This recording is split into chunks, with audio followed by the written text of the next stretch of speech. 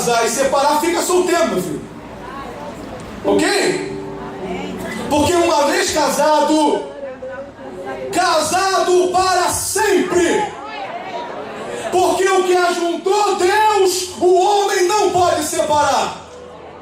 Ah, pastor, o senhor fala isso porque o senhor não conhece minha mulher. Aquilo é o cão chupando manga.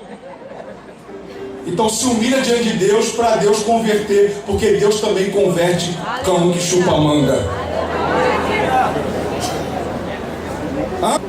Essa história de que casar, eu caso, se não der certo eu separo, isso é coisa de Satã. Nasceu no coração de Satanás.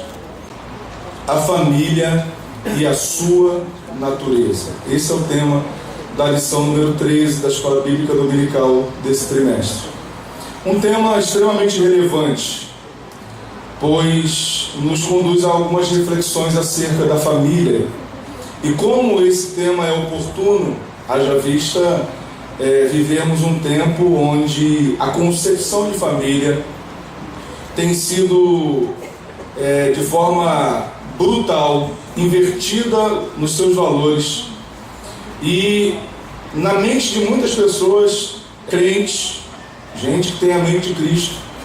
Se a gente não tomar um certo cuidado e não olharmos diretamente para a Bíblia, a gente acaba aceitando algumas coisas como se fossem verdadeiras e negligenciando aquilo que de fato é verdadeiro. Então é importante nós abordarmos esse tema sobre família e sua natureza. Qual é a concepção acerca de família?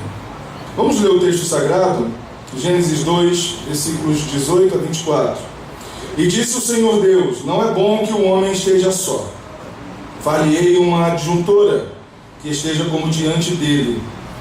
Havendo, pois, o Senhor Deus formado da terra todo animal do campo e toda ave dos céus, os trouxe a Adão, para este ver como lhe chamaria. E tudo o que Adão chamou a toda alma vivente, isso foi o seu nome. E Adão pôs os nomes a todo gado e às aves dos céus e a todo animal do campo. Mas para o homem não se achava adjuntora que estivesse como diante dele. Então o Senhor Deus fez cair um sono pesado sobre Adão, e este adormeceu. E tomou uma das suas costelas e cerrou a carne em seu lugar. E da costela que o Senhor Deus tomou do homem, formou uma mulher e trouxe-a a Adão. E disse Adão: esta agora é osso dos meus ossos e carne da minha carne. Esta será chamada varoa, porquanto do varão foi tomada. Portanto, deixará o varão, o seu pai e a sua mãe, e apegar-se-á a sua mulher, e serão ambos uma carne. O que é família à luz da Bíblia? Essa é a pergunta a ser respondida nessa manhã. Família e a sua natureza. Qual é a gênese da família? Qual é a concepção divina bíblica sobre família? Isso é muito interessante. Talvez você esteja se pensando: mas isso é óbvio. Não tanto. Por exemplo, a sociedade pós-moderna tem aceitado algumas construções e dado o nome de família. Construções sociais e dado o nome de família. Por exemplo, já é aceitável a chamada família monoparental. Família constituída somente ou do pai e os filhos, ou a mãe e os filhos. A esta construção social é dado o nome de família. Por exemplo, pessoas que tiveram relacionamentos íntimos antes do casamento, engravidaram, não casaram e aí criam seus filhos sozinhos. Essa é a chamada família monoparental. Há também uma construção social que todos já sabem, a família chamada homoafetiva, constituída de filhos, 2 homens ou 2 mulheres. Essa concepção de família já é aceita pela sociedade pós-moderna, a chamada família homoafetiva. A questão da reflexão bíblica nessa manhã é a igreja olhar para o fundamento da sua fé, que é a Bíblia Sagrada, e extrair dela o entendimento, o ensinamento, a instrução correta do que é família na concepção divina. Por isso se faz importante a abordagem desse tema. E a lição dessa manhã, ela é dividida em 4 fundamentos principais. O primeiro é a origem da família. Quando se originou essa instituição social, religiosa, chamada família? Primeiro passo, a gente entende que família é um projeto de Deus. Família não é uma construção humana meramente. Embora uma família, para ser constituída, requer a decisão de um homem, de uma mulher, de se unirem, de casarem, de terem filhos. Mas a família vai além das escolhas humanas. A família está além das concepções religiosas. Nós vemos que a origem da família remonta o próprio ato da criação. O próprio ato da criação remonta à construção, à gênesis da família. Logo, nós entendemos que família é um projeto que nasceu no coração do próprio Deus. E que Deus é esse? Não é o Deus somente do cristianismo. Esse Deus não é o Deus de uma religião qualquer. Esse Deus é o Deus criador dos céus e da terra, que está acima e muito além de qualquer concepção religiosa. Portanto, você que está aqui nessa manhã e não pertence à igreja evangélica ou pertence a qualquer outra religião, essa palavra também é para você. Porque o projeto chamado família nasceu no coração deste Deus que não tem religião, deste Deus que está acima da religião, desse Deus que está acima de qualquer concepção filosófica, teológica acerca dele, o Deus criador dos céus e da terra. Portanto, aqueles que casaram, por exemplo, eu falei isso no estudo de professores, aqueles que casaram diante de um padre, não pense que seu casamento é menos importante porque foi diante de um padre. Não! Você pode ter casado diante de um padre, ou diante de um rabino, ou diante de um pastor, e saiba que a testemunha principal daquele ato solene foi o próprio Deus, o Criador dos céus e da terra. Não há inferioridade, porque família é um assunto que interessa única e exclusivamente a Deus. O maior interessado na família é o próprio Deus. E veja que a família, como nós lemos aqui, ela se confunde com o ato criador de Deus. Quando Deus criou Adão e criou Eva, os criou no mesmo ato solene de criação.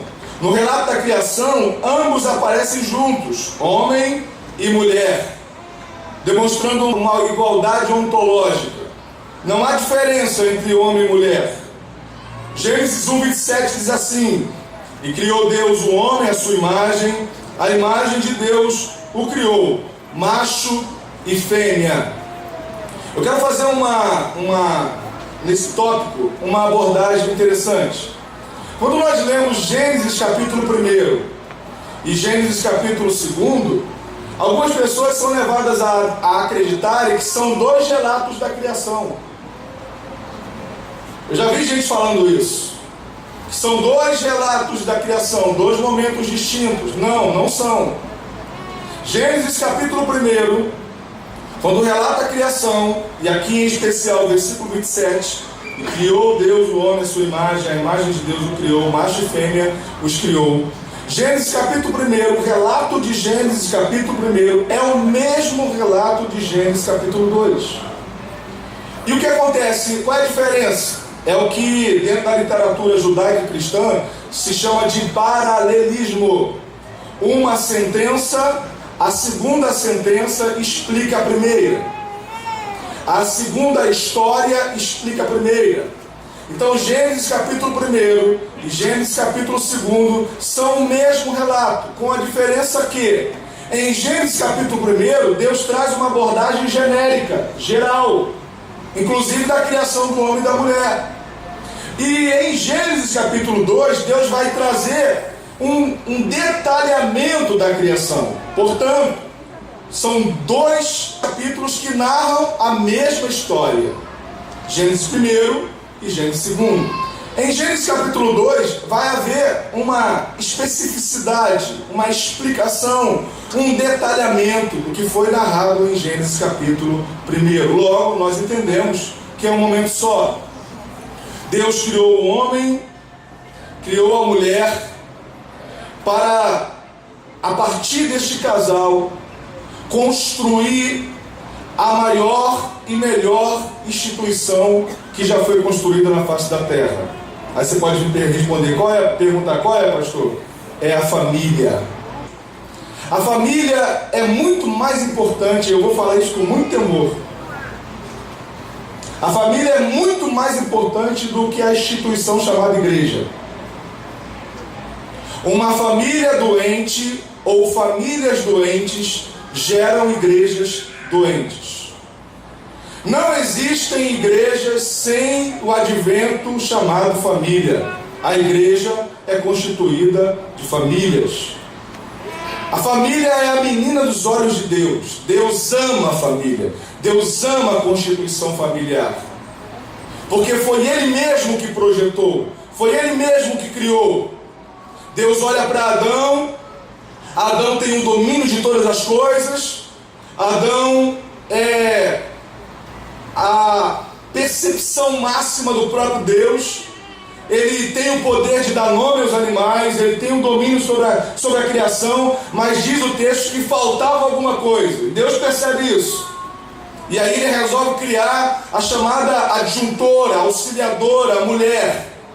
Da costela de Adão, Deus cria um ser que iria completar aquele homem, a mulher. Por isso que é um engano achar que a mulher está atrás, ou a mulher está abaixo, ou a mulher com o feminismo está na frente ou acima. A mulher está no seu devido lugar, o lugar que Deus escolheu para ela, é o lado. Ela é auxiliadora do homem, ela completa um homem. E quem é homem aqui sabe, e casado sabe, que quando a mulher, a esposa falta, parece que há um vazio dentro. Por quê? Porque a mulher não está acima, não está abaixo, não está na frente e atrás, ela está do lado, ela completa o homem. Ela é importante porque ela é como uma segurança ao redor do homem. Amém, meus irmãos? Amém. Feminismo não é de Deus não, hein? Porque se tem uma pessoa que valoriza a mulher, é Deus. E a mulher, na concepção divina, não precisa gritar buscando direito não, porque o próprio Deus exalta a figura da mulher. Se tem homens que não fazem isso, o problema não é de Deus, o problema são dos homens. Porque o homem deve valorizar sua esposa, amar sua esposa, cuidar da sua esposa. E isso é vontade de Deus, é desejo de Deus. Portanto, quando Deus cria Adão, e no original o homem é Adão, Adão é aplicado tanto ao nome do primeiro ser humano, quanto ao gênero raça humana.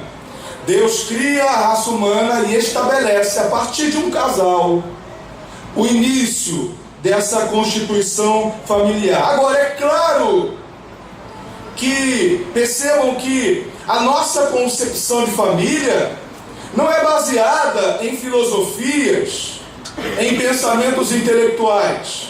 A nossa concepção de família deve ser fundamentada na Bíblia, no próprio ato de criação. Quem não crê no ato de criação divino não pode valorizar de fato, de direito, essa instituição chamada família. Então, o primeiro ponto que a gente precisa perceber nessa manhã é que família não é um ato de escolha humana somente. Família é um ato de criação do próprio Deus. Quando Deus permite que um homem e uma mulher se unam em matrimônio e formem um casal e tem filhos, o próprio Deus foi a testemunha principal daquela união. O próprio Deus desejou aquela união. O próprio Deus faz questão de abençoar aquela união. Família nasce em Deus. E Deus faz tudo de forma perfeita. Ele cria um casal que se completa. Ele cria um casal macho e fêmea. Não existe casal homem-homem. E não existe casal mulher-mulher.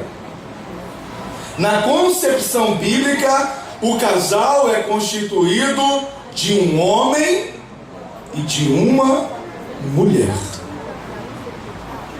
Pode os movimentos liberais acharem ruim, paciência. Mas dentro da conjuntura bíblica cristã, divina, um casal é constituído de homem e de mulher. Quando Deus viu que Abraão estava sozinho, não era bom ver sozinho, ele criou uma mulher, uma fêmea. Família nasce pela união de um homem e de uma mulher. Bendito seja o nome do Senhor. Deus não erra. A igreja precisa tomar cuidado, porque a mídia, de uma forma avassaladora, tenta mudar as concepções. E a nossa concepção e regra de fé está no livro sagrado. Goste quem gostar. Bendito seja o nome do Senhor. Todo pai que gera um filho, quando o filho nasce, pergunta: doutor, é menino ou menina? O doutor fala: é menino. Ou é menina. Ou nasce homem ou nasce mulher. Por que isso? Porque Deus não erra. Ninguém vem ao mundo sem a permissão do eterno Deus. Deus não errou no ato de criação. Ah, é mais ou menos, não sabemos não. Não, é homem ou é mulher. É macho ou é fêmea. E eu digo isso debaixo da autoridade da Bíblia Sagrada. Perceba que o homem e a mulher, eles se completam em todos os sentidos. Espiritual, emocional, biológico, psicológico. Deus, quando criou o homem e a mulher, fez isso de forma perfeita, para que um completasse o outro. O ato de união de um homem e uma mulher, que começa a constituição da família, é um ato divino. É Deus que quis. Amém, meus irmãos? Por isso ele criou a mulher. Criou a mulher para que estivesse diante dele. Esse termo no hebraico significa como se a mulher estivesse cercando o homem, protegendo o homem. E aí vai uma palavra para os héteros. Homem que maltrata a mulher não entende a concepção bíblica de casamento. Não dá para você ser um servo de Deus, eu não vou falar nem obreiro. Não dá para você ser um servo de Deus e maltratar sua mulher.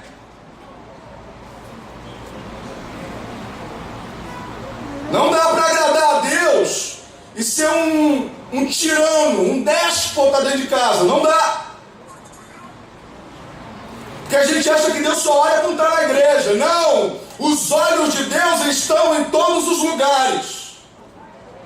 E Ele sabe se você é um bom marido ou uma boa esposa. Hoje em dia a gente vive as inversões de valores. E é o tópico último da lição. É o desafio da igreja. A inversão de valores hoje é um grande desafio. E dentro da constituição familiar a gente vê isso. A mulher que quer ser mais do que o homem, ou o homem que age como déspota com a esposa. Extremos. Inversão de valores. Dentro da constituição familiar, homem e mulher têm um papel fundamental, desenvolvem papéis fundamentais. Um não é melhor do que o outro, um não é superior do que o outro. Ambos se completam e nesta completude Deus é glorificado.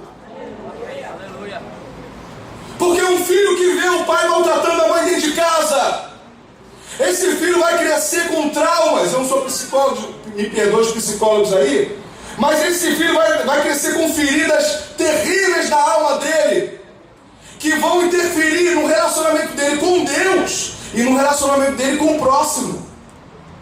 Tudo por causa de casamentos destituídos. A família é a célula máter da sociedade. E como uma célula que tem um núcleo, o casamento é um núcleo. Se um casamento estiver doente, a célula vai estar doente, a família vai ser doente. Olha, é uma cadeia. Se um casamento está doente, gera filhos doentes, gera famílias doentes, gera sociedades doentes, gera igrejas doentes. Tudo começa no casamento. Por isso que quem é solteiro, antes de casar, tem que saber escolher, para quando casar, viver uma constância de casamento dentro da vontade de Deus. Quem está entendendo, diga amém. Amém. Aleluia. Bendito seja o nome do Senhor. Então, dentro da concepção casamento, homem não é maior e nem menor. Homem está na posição que Deus quis. Olha o que diz o versículo 11 do capítulo 11 de 1 Coríntios. Todavia, nem o varão é sem a mulher, nem a mulher é sem o varão no Senhor. Não tem um que é maior ou menor. Ambos eles se completam no Senhor para glorificar o nome do Senhor. E dentro dessa percepção existe uma ordem de prioridade, posicionamento. O mesmo Paulo, escrevendo aos Coríntios e aos Efésios, ele diz assim: assim como Cristo é a cabeça da igreja, o homem, o marido, é a cabeça da mulher, como Deus é a cabeça de Cristo. Então é uma ordem de prioridades, e nós precisamos obedecer isso. Mulheres que querem ser os líderes dos lares, maridos omissos ou maridos déspotas, Deus deseja que haja um equilíbrio dentro da família, porque esse equilíbrio foi estabelecido pelo próprio Deus. Amém, meus irmãos? Aleluia. Goste você ou não, mas essa é a verdade. E o que é família? O que é família? Família é uma estrutura religiosa, social, composta de homem, mulher e filhos. Essa é a concepção de famílias. É claro que dentro da cultura judaica, por exemplo, naquele tempo, a ideia de muitos filhos era muito importante por vários motivos. Os filhos ajudavam os pais no trabalho da lavoura. Então, quanto mais filhos tivessem, mais mão de obra o pai teria. E quando uma família não tinha muitos filhos, se aceitava os agregados. Então se aceitava como família, tios, sobrinhos, os mais ricos, né? Tinham escravos, tinham estrangeiros que serviam e trabalhavam para aquela família. Então a família, na concepção judaica, ela é mais ampla. Ela é constituída também de pessoas agregadas. Mas o que é importante nós entendermos? É que família começa na percepção dos cônjuges e dos filhos. É essa concepção familiar bíblica. O Salmo 128 diz assim: bem-aventurado aquele que teme ao Senhor e anda nos seus caminhos. Do trabalho de tuas mãos comerás, feliz serás, e tudo te irá bem. Tua esposa,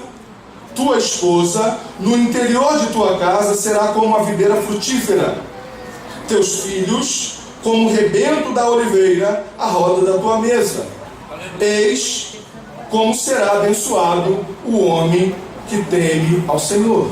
Então veja, na concepção bíblica, a família é constituída de homem, pai, mulher, mãe e filhos, onde cada um tem os seus papéis. A mulher da pós-modernidade, ela tem que ser mulher, ela tem que ser mãe, ela tem que ser dona de casa, ela tem que ser mulher que trabalha, trabalhadora, ter o seu trabalho externo para poder ajudar. Então vejam, é um grande desafio para a mulher. Mas desde os tempos mais remotos, esse desafio a mulher já enfrentava. E somando-se a isso, o preconceito que existe desde muito tempo. Por exemplo, na antiguidade, a mulher, além de gerar filhos, ela precisava ajudar nos trabalhos, ela ajudava na educação dos filhos, ela ajudava nas atividades domésticas. E tudo isso, irmãos, tanto para homem quanto para mulher, esse suor, esse ardor, vem do pecado. O pecado trouxe isso. Não só para as mulheres, mas para os homens também. Por exemplo, trabalho, eu já vi gente falando assim, quando eu chegar no céu, eu vou ter uma conversa com Adão. Eu falei, por quê? Porque a gente só trabalha por causa de Adão. Se Adão não tivesse pecado, a gente não ia trabalhar. Eu falei, desde quando trabalhar é reflexo de pecado? Quando Deus criou o homem, qual foi uma das primeiras ordens de Deus? Foi uma delas foi crescer e multiplicar, a outra foi, a responsabilidade era o quê? Cuidar do jardim e lavrar o jardim. Trabalho é de Deus, irmão. O problema é que o trabalho antes do pecado era prazeroso. E daí a ideia, por exemplo, quando a pessoa tem um encontro com Cristo, ela tem que mudar em muitas concepções, sobretudo no trabalho. Porque quando ela não era de Cristo, ela viu o trabalho como algo ardiloso, trabalhoso, suor. Mas quando ela conhece Cristo, ela entende que trabalho é bênção de Deus. Trabalho é símbolo de pecado, é bênção de Deus. Amanhã é segunda, vou trabalhar. Glória a Deus que você vai trabalhar. Tem 14 milhões de brasileiros que amanhã vai levantar e não tem nada para fazer. E Deus te deu um trabalho. Então, glorifique o nome do Senhor. Trabalho é bênção. Amém, irmãos? Tem um antropólogo, sociólogo e humanista francês, século XX, Claude Lévi-Strauss. Ele diz assim, ele era mestre no comportamento humano. Ele diz assim, o grupo familiar tem sua origem no casamento. Este núcleo é constituído pelo marido, pela mulher e pelos filhos nascidos dessa união, bem como por parentes afins aglutinados a esse núcleo. Então, família é essa concepção. Veja aqui uma concepção antropológica, sociológica, mas também uma concepção, sobretudo, bíblica. Amém, meus irmãos? Cada componente da família tem a sua responsabilidade. O homem que teme ao Senhor, sua mulher será como uma videira frutífera ao redor da casa. A mulher vai trazer alegria para casa, é o que o salmista diz. Os filhos serão como o broto da oliveira, a continuidade daquilo que é ensinado no interior da família, a comunhão que o relacionamento familiar gera. Então, família é algo de Deus. E terceiro, os princípios bíblicos para a constituição de uma família. Tem muitos princípios, a lição aborda apenas 4. O primeiro a gente tem falado: casamento, a união entre um homem e uma mulher, constituída de solenidade e debaixo da lei. Isso é casamento.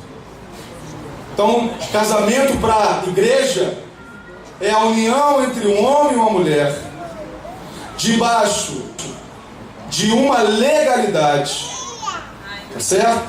E com a bênção de Deus. O que a Assembleia de Deus aceita como casamento? Um homem e uma mulher resolvem casar. E aí eles vão lá no cartório. Eles dão entrada ao processo de habilitação. O Código Civil de 2002, ele elenca todo o procedimento.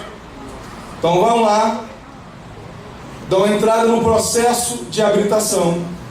É dado um prazo para eles.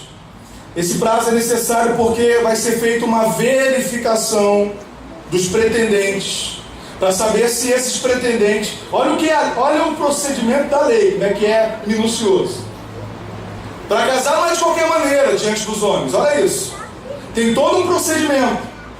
Você dá a entrada, leva 2 testemunhas. Olha o que é interessante. No processo de habilitação você precisa de testemunha. Leva 2 testemunhas, apresenta a documentação. É dado um prazo, em média de 45 dias. Esse prazo é necessário porque vai ser feito um levantamento em os cartórios, por exemplo, do Rio de Janeiro. E hoje em dia há um sistema interligado, é possível verificar no Brasil.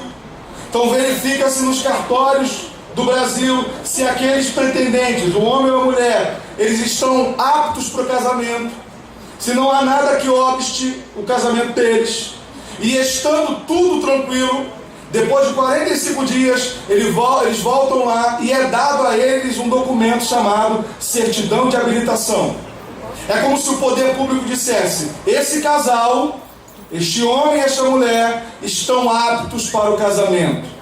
Amém, meus irmãos? Só passa por esse processo quem, gente? Um homem e uma mulher.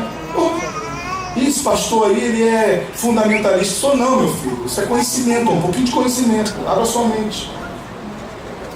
Se os homens têm esses critérios, olha isso. Se os homens têm esses critérios, por que Deus não pode também ter o dele? Se os homens obedecem esses critérios para casarem, por que não obedecer os critérios divinos? Hã? Bate no peito e fala assim: eu vou casar e não quero passar por isso aí não. Você vai casar sabe quando? Nunca. Você vai se amufuar lá com a mulher, mas casar você não vai. Porque tem que passar por esse procedimento, esse processo. Legal. Aí depois da habilitação, está casado, pastor? Não. Não está casado. Olha isso. Você apenas está habilitado para o casamento. Ou você comparece diante de um juiz de paz para casar no chamado casamento civil. Estão comigo, gente? Você vai lá no juiz de paz, ele vai ter que dizer que você, ele vai ter que declarar que você está casado. Ou você, membro de uma igreja, traz a sua habilitação para a secretaria, escolhe o pastor, o dia, e você vai ter o seu casamento celebrado, que é o chamado casamento religioso com efeito civil.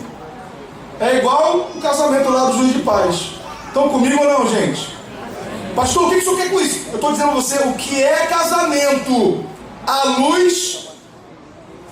Veja, eu estou falando à luz do procedimento, do processo humano. Estão comigo? Está na lei, gente.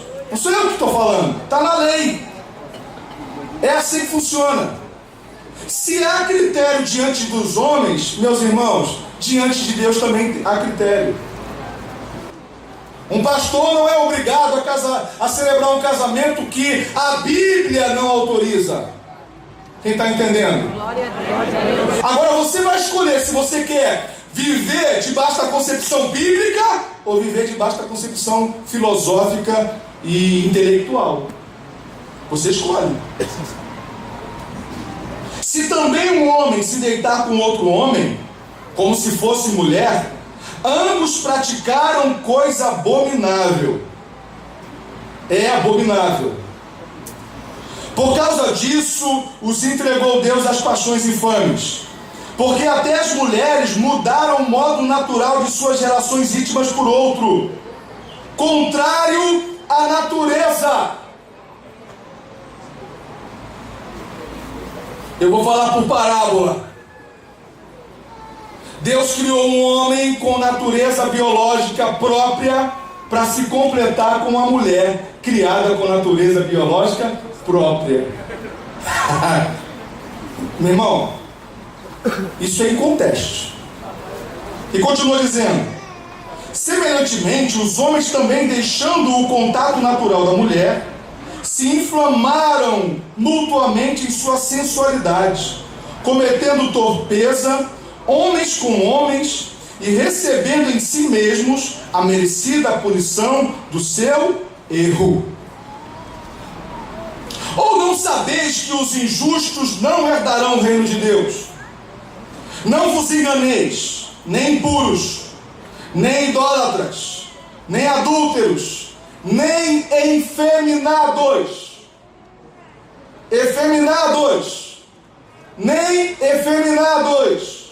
nem sodomitas. Quais são os sodomitas aqui, gente? O pessoal fala, sodomitas são os homossexuais. Não só. Sodomita é um termo para os habitantes de Sodoma. Em Sodoma havia a prática que é chamada hoje pela sociologia a bissexualidade. Homens que se relacionavam com homens e com mulheres. Efeminados são homens e mulheres que se relacionam com pessoas do mesmo sexo. Estão comigo, irmãos? Nem ladrões, nem avarentos, nem bêbados, nem maldizentes, nem roubadores herdarão o reino de Deus. Mas dentro da conjuntura bíblica, família é constituída pelo princípio da heterossexualidade. Um homem e uma mulher. Amém, meus irmãos? Glória a Deus, amém. Bendito seja o nome do Senhor. Meus irmãos, o último princípio é o princípio da indissolubilidade. A gente casa para ficar casado. Amém? Essa história de que casar, eu caso, se não der certo eu separo, isso é coisa de Satã. Nasceu no coração de Satanás. Se for para casar e separar, fica solteiro, meu filho. Ok? Porque uma vez casado, casado para sempre. Porque o que ajuntou Deus, o homem não pode separar. Ah, pastor, o senhor fala isso porque o senhor não conhece minha mulher. Aquilo é o cão chupando manga. Então se humilha diante de Deus para Deus converter, porque Deus também converte cão que chupa manga. Ah, pastor, o senhor não sabe porque o senhor não conhece o que eu tenho em casa. Aquele homem é um bruto. Aquele homem é um jumento, pastor. É, minha irmã. Então se humilha, porque Deus também converte. Se Deus usou a mula, Vai entrar aqui, bater aqui. vai converter o seu jumento também. Mas divórcio não é de Deus.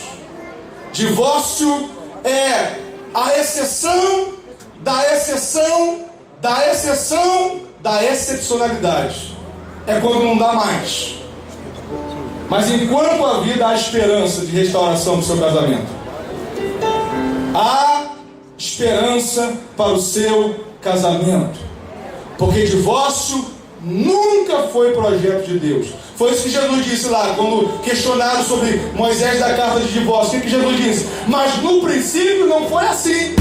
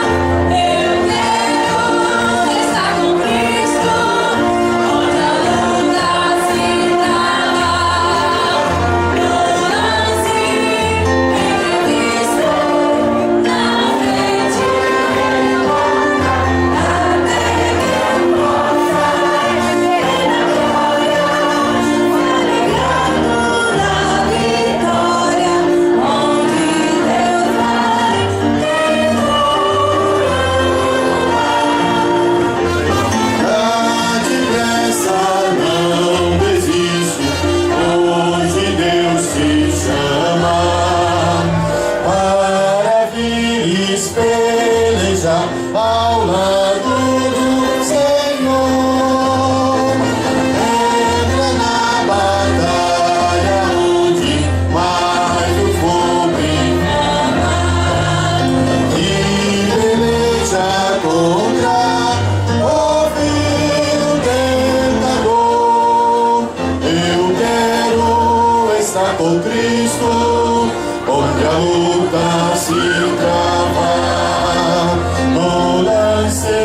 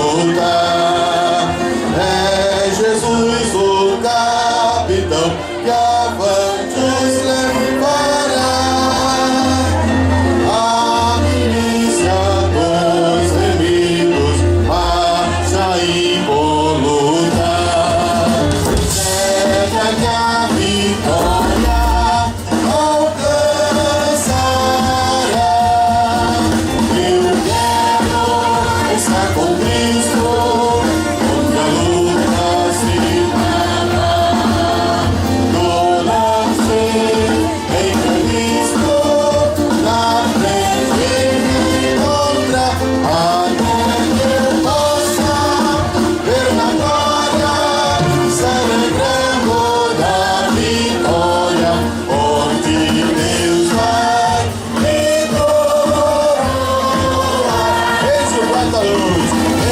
Entra na noite em Cristo, prosseguindo avante. Não os escondemos, combatendo contra o mal. Podes tu ficar dormindo, mesmo vacilante. Quando atacam outros a belial, eu quero estar com Cristo, onde a luta se trava. Do lance imprevisto, na frente me encontra, até que eu possa ver na glória, se alegrando da vitória, onde Deus vai me